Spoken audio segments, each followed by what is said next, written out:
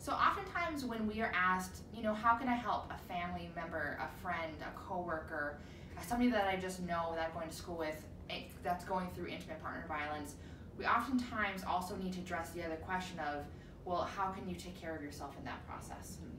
And I think that is something that's incredibly important to keep in mind all the way through it. And I would love it if Morgan can kind of dive into that and tell them a little more. Yeah, I think this is a really important question, because for us to be able to support a family friend through this process, we first have to make sure that we're equipped and ready to do that. Much like in parenting, if I am not taking care of myself, it's going to be really hard for me to take care of other people. And so it's okay to put your own needs first too. Again, reminding that it's not your job as a family or a friend to stop or end the domestic violence. It's your job to just support somebody through their own journey.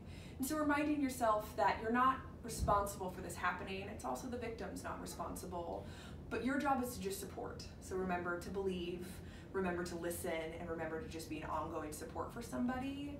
And then just always make sure to be checking in with yourself. Is all of this getting too much for me? Is this draining me? And am I starting to live in a world where I'm worrying a lot? Because it's okay to put up your own boundaries and keep your own safety as a priority. Because again, if you keep your own self-care needs and your own safety as a high priority for you, you can better support that friend. So again, take care of yourself. That could be, everyone's going to be different here. So some people take care of themselves by going through their own counseling or finding their own support system. You can take care of yourself by doing different kind of grounding, anxiety techniques.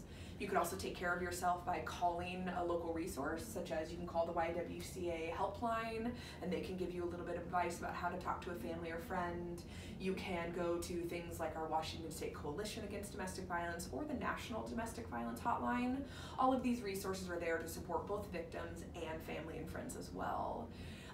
And so just like you're being an open ear for somebody to support them, it's okay for you to find an open ear to get your own support through this process.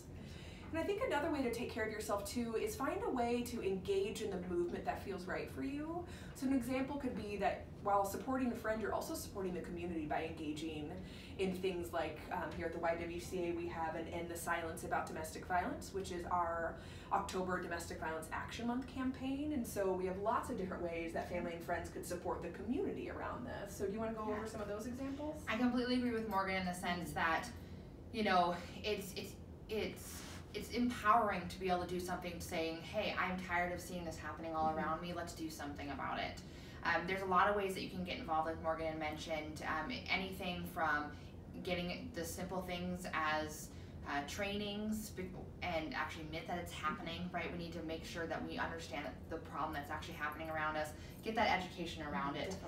If you can really get the ins and outs of education about intimate partner violence and what that all entails, what that looks like, and how to respond, we can then become really true allies to people that are going through it, and honestly start really holding perpetrators accountable for what is happening around us, and not putting the responsibility on the victim, the person that shouldn't have any of that responsibility at all. And then really through that process, we can actually start talking to our little ones and preventing it from happening in the first place, which is, for me, so incredibly exciting, because that could mean a future where this is not completely coming round circle and is not happening over and over again. So you can get involved from little things such as putting brochures in your organization business, having those available to you, to having tear-off posters. Like I said, you can get trainings. You can become a sponsor if you would like to for the End the Silence efforts. And really, it's important to keep in mind that this is not something that's just in October, right?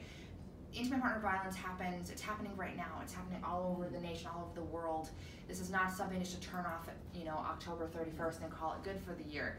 We really want to encourage the community, come together we can make a huge difference and make a better community.